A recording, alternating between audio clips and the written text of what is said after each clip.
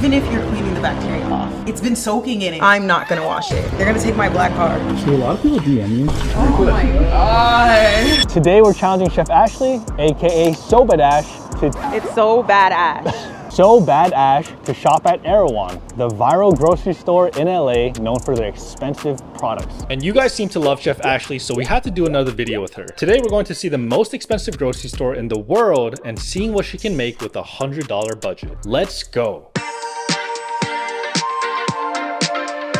What is the first thing that we're looking for? I want to go to the produce section. That's where I get my inspiration. Whoa, it's like a museum here. It does.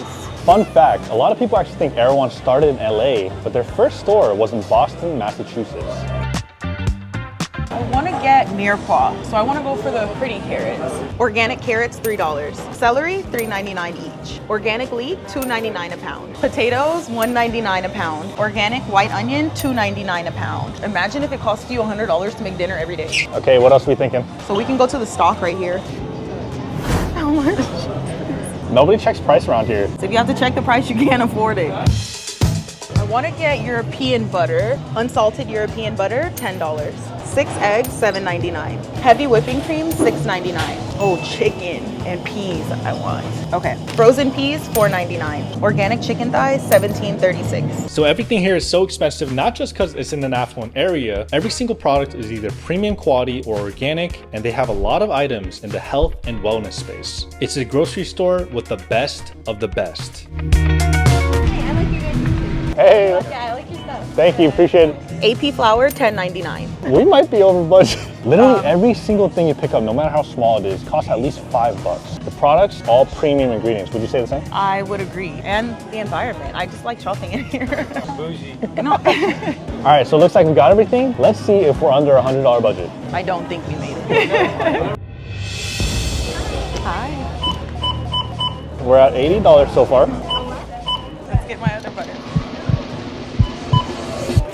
Hey. Oh my gosh, I have $100. 54 cents. I can cover the tab. Thank you. All right, guys, you guys see it. $100 worth of groceries at Erewhon. Let's go to the kitchen. Let's go. We tennis? Whoa. All right, guys, order here. All right, guys, we're back from Erewhon. Ashley, you want to tell us kind of what we got from the store? We have European butter, 6 Vital Farms eggs, organic chicken thighs, white onion. We have some medicinal bone broth. And then we have heavy cream, AP flour. And then for our veg, we have leeks, carrots, celery, potato, and then some frozen green peas. You know, for $100, This is not bad. it's not bad, but at the same time, we didn't really get that many ingredients. But it's still $100 It's true, bucks. That's but kind of crazy to think. This is how you have to think of it. This is like $25 worth of ingredients, even more in labor. With all this stuff, what do you think about making? We're gonna make chicken pot pies. So we're gonna make some pie dough from scratch, and then we'll make the filling. All right, let's get to it. Okay, so what's the first step? I am gonna make the pie dough. So I'm gonna quarter this butter. Whenever I'm baking, I try to use European butter if I can, because it has a higher fat content and your baked goods will come out better. So for cookies, especially pie dough, the higher the fat content, the better. So the colder the butter, the better. So I just grabbed this out of the freezer, and I'm gonna measure the flour, salt, sugar right on top of this. The proper way to measure flour. You always wanna scoop into the cup, and then you wanna level off. You don't wanna pack flour. Wait, why? Because it'll be too heavy. Too dense. It won't be the correct amount. This is our sugar. Now adding salt. This is the fun part. Take my jewelry off. We are mushing our butter into our flour, and this is gonna start the process of making our dough. And when it bakes, the butter will evaporate, and this is what will make that really flaky dough. I feel like when you use your hands and you mush the butter into the flour, it's adding love into your food. Now we're going to make the actual dough. So I have some ice water here, so the butter stays as cold as possible. So I started in a bowl just until the dough comes together. But as soon as I can bring it together with my hands, I'll turn it out on the table. So you see how it's like starting to become shaggy and make layers? It's exactly what you want. At what point do you know you have enough water in it though? When it just comes together. You don't want it to be too moist. It's like a feeling that you get. I love to create a lot of layers, so I'll just keep stacking mine. I'm gonna wrap this up and stick it in the fridge. So I like to make a flat disc, so when it's time to roll, it'll be a little easier. And this is gonna go in the fridge while we prep our vegetables. All right guys, so the dough is now resting in the fridge. What's the next step, chef? We have our $20 worth of vegetables and we are going to prep them. Is there anything you don't know how to cook? Sushi? No, I know how to make sushi. I worked at a sushi restaurant. Jerk chicken. I kind of know how to make jerk chicken. So you went to culinary school, but would you advise for others to go to culinary school too? I used to say that it wasn't, but now that I'm hiring people, I would rather hire someone who's been to culinary school and has restaurant experience than not. But it's expensive. And just to be bougie, we have a leek. So I'm gonna cut the base of this and we'll also add this to our mirepoix. Because leeks have a lot of sand in them, we're gonna soak them to bring all of the sand to the top. Now I'm gonna slice the potatoes. That's it. That's all the mirepoix. Oh, I guess I should slice the chicken too. Yeah, she said she's not gonna potatoes. Oh my god. They're gonna take my black car. Do you wash your chicken? Koreans generally do wash their chicken, but we don't do like lime, salt, vinegar. Even if you're cleaning the bacteria off, it's been soaking in it for as long as it's been packaged, so it's in the inside. Because this is organic chicken, I can tell that it's been air dried. I'm not gonna wash it. Clean now. Okay. I do wash chicken if it's sitting in a pink juice or if it has like an odor to it, but this chicken is the cleanest chicken you can get. There's no moisture in the pack. Mirepoix, potatoes, chicken, all prepped up. What are we doing now, chef? We're gonna start cooking the filling. My pan gets hot and then my fat gets hot and then my food goes in. I'm gonna add my chicken. By putting the chicken first, we'll get some really good fond on the bottom of the pan and that mirepoix will soak it all up. So it's gonna create more flavor. So I'm gonna add a little bit of salt and pepper. I don't need all those crazy seasonings. Like salt and pepper will go a long way. Some brown happening.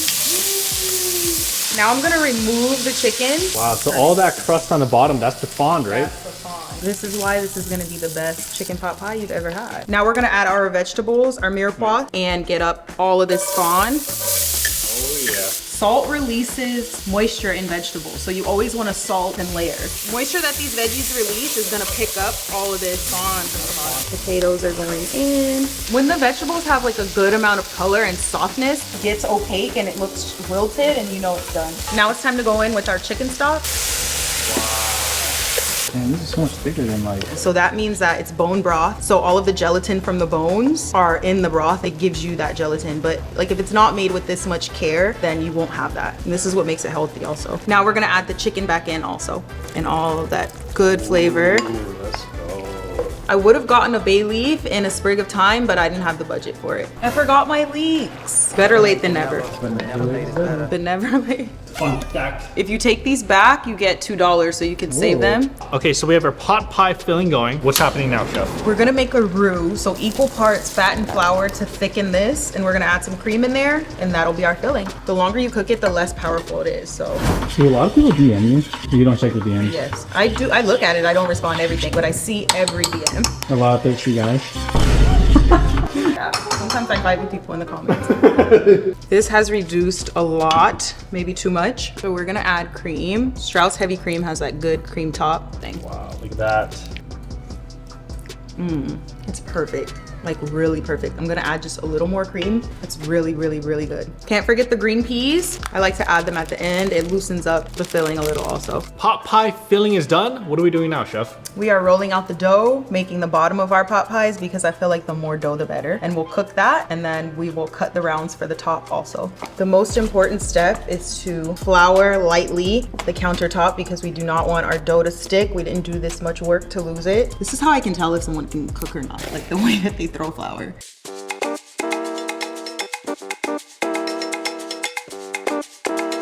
So the pie dough is ready to go in the ramekins, and we're gonna pop these in the oven, 375, convection heat, get them nice and crispy. We're pulling the pie crusts out of the oven. Now we're bringing our filling over, and we're gonna load our pot pies up.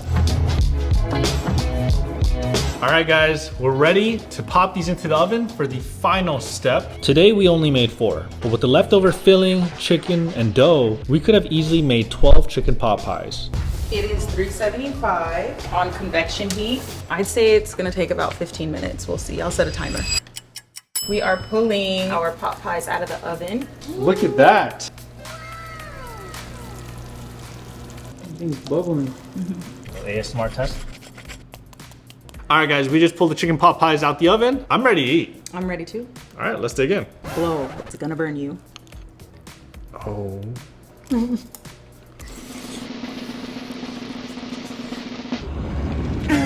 That's the best chicken pot pie I've ever had. I'm not gonna lie. Don't lie. I'm dead serious. Okay. It's the dough for me. This tastes so, you call it decadent? Rich. What's that word everyone's using? Demure. Wow. The sauce is so thick, but also so smooth. Everything is so tender. You guys see a chicken pot pie? Ashley is an amazing chef, but where can people find you? You can find me Instagram and TikTok. So badash_. Check out her cookie shop, Badash Bakes. All right, so if you guys have any other questions or you guys want to see more from Ashley, let us know in the comments below and make sure you subscribe to the channel. We'll see you guys on the next episode. Big one. Wow. The seasoning is perfect. Very delicious. You could eat this on its own. Creamy. Is it demure?